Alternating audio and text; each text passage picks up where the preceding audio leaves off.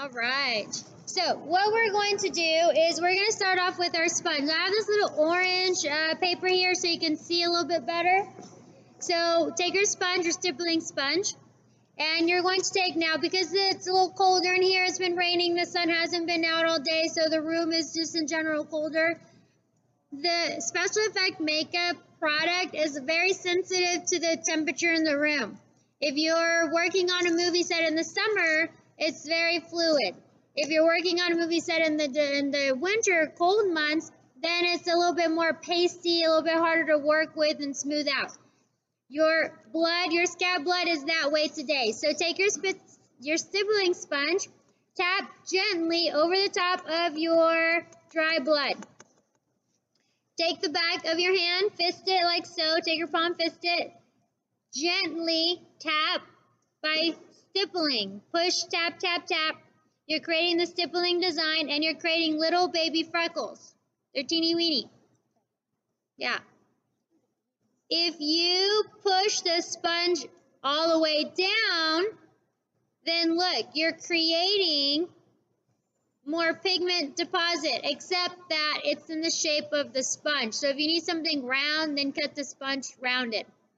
So tap, tap, tap, and it's going to give you your stipple effect. With black paint, you have more of that not clean wound, and you have that dark effect. This is a stippling sponge. Notice the difference between the latex sponge that you've been using. The latex sponge is nice and soft. It gives you a nice, smooth application. And the stippling sponge that has texture will give you that textured effect. Okay? While you're doing your paint job, you're welcome to use the stippling sponge. All right, I want to show you and teach you how to use the makeup remover. The makeup remover comes in a container like so. Okay, this is a $38. No, just kidding, it's the wrong lid. I was like, $38. It's about $10 or so for a container like this. Like, we paid what? Put it back, put it back. All right, so you're gonna take a little bit, wipe it off on your wax paper, pick up a little bit since we just have a little space to work with. With your spatula, you're gonna drop it off on top of the makeup. And then you're going to just kind of scrape the surface of the area that you're trying to remove the makeup. And just like a magnet, it's going to pick up the pigment. It will turn the color of whatever the makeup is that you are working with. So you just rub it in, rub it all over. It's going to turn color. You're going to see us picking it up. Take your spatula and scrape off as much as you can for easier cleanup. Now, I've done this all day, so my skin's a little bit colored, but yours shouldn't. So, I'm done with this. This is trash. Put that to the side. Take some paper towel, take some toilet paper, whatever you have available to you on your table to clean and wipe.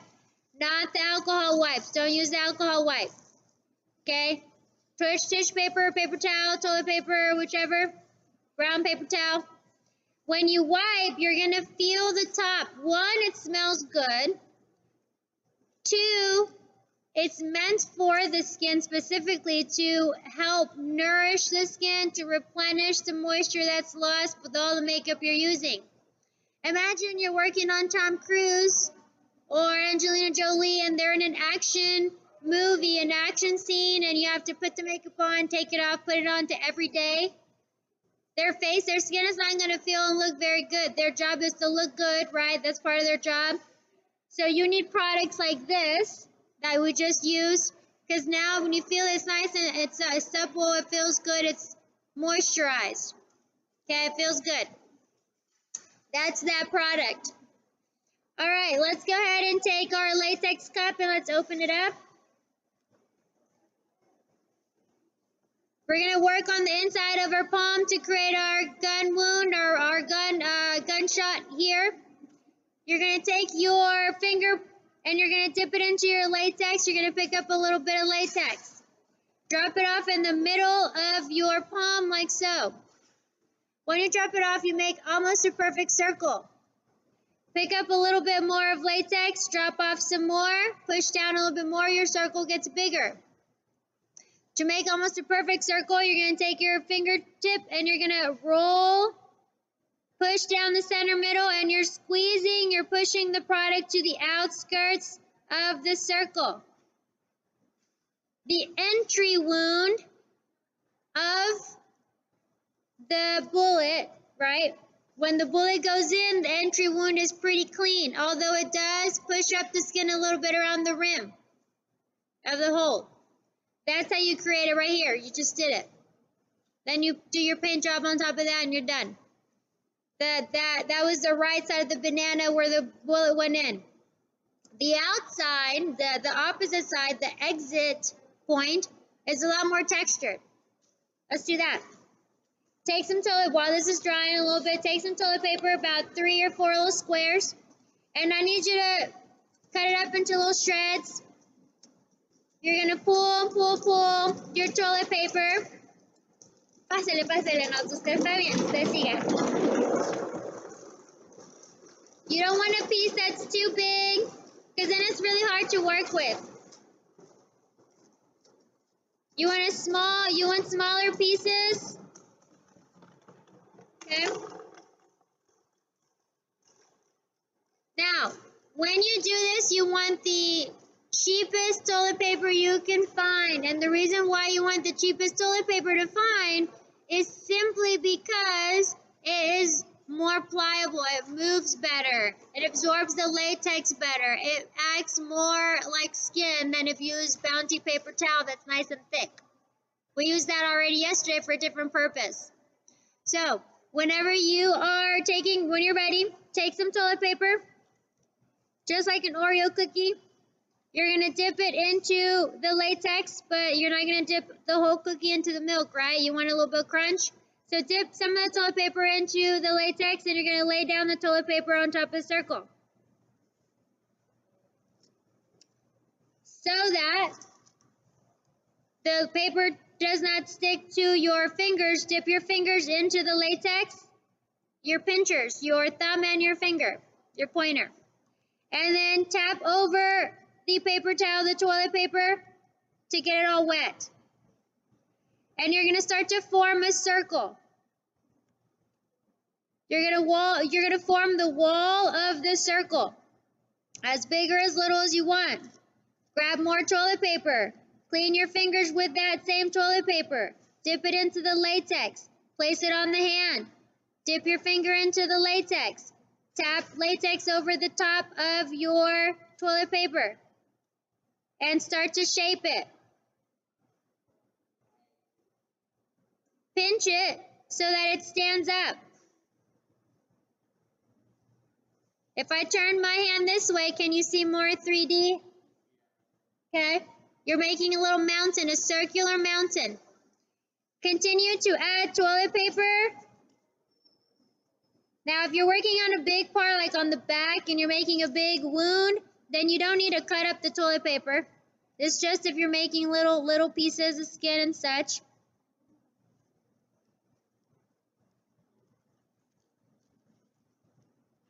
Okay. Pick up that toilet paper, clean your fingers with it, dip it into the latex. Now, if you see toilet paper, I mean, obviously you're going to see it, right? But if you see dry pieces of toilet paper, you don't have enough latex. If your latex is dripping, you have too much. So you got to find that sweet spot in the middle. And you're creating your exit wound.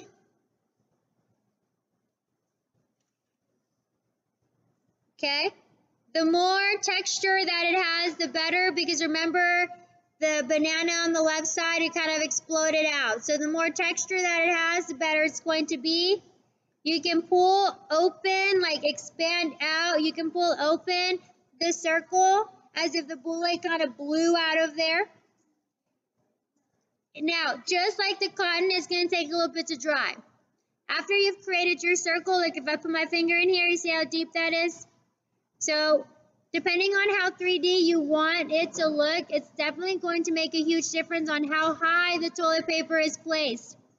When you're ready, dip your finger into the toilet paper and smooth the edges with a little bit of latex so that it blends into your skin.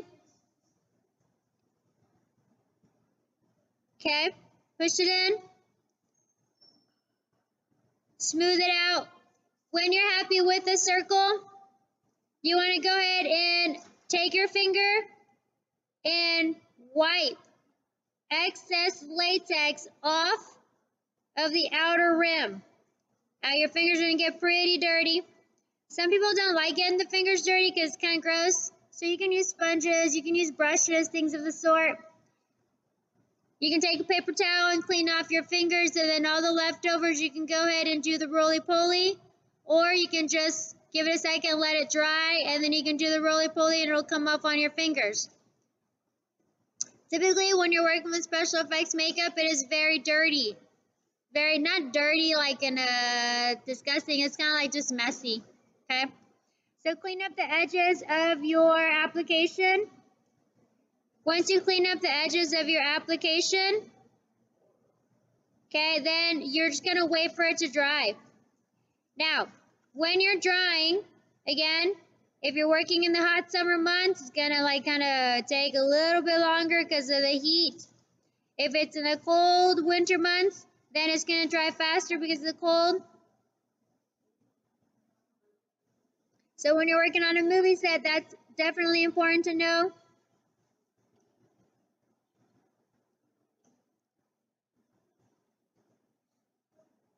So again, have a fan or wave something over the top of your wound. You don't want to use your tuna breath and blow on your model or your client as you're creating the design. The depth, the appearance of, and the depth is going to be depending on how high you lay down that toilet paper. Okay? Any kind of wound that has an opening to the body, depending on how high, or the depth of it is depending on how high you create that little mound. Okay? Now you're gonna wait just a little while to, it's kind of like paper mache. It reminds me of paper mache a little bit. Yeah. So it's gonna take you a little bit to dry, which is all right. As it's drying, I'm gonna continue and I'm going to give you further instruction, but you guys just kind of wave your hand around, let it dry, okay? Typically, and not today because we don't have the product or the time, but typically once this dries, you put a layer of liquid makeup foundation to match your skin tone. Then you do the tap tap with the sponge and the makeup. Now you did on Monday, the bruising, the green, the yellow, the brown, the red, and all of that to do the paint job. At the very end, then you're going to decorate the wound with the blood. Different things to use is the Scab Blood, which you have been using and you know how to work. And today you're being introduced the Drippy Blood. Okay? So mine is not dry yet, but I'm just going to give you instructions. So while it's drying, you can pop an eyeball and an ear this way. I can use my stippling, should I choose, with my sponge or just my spatula. I'm going to pick up my dry blood. Now mine is still wet, so it's going to move around a lot. Okay, so just bear with me. I'm going to drop off.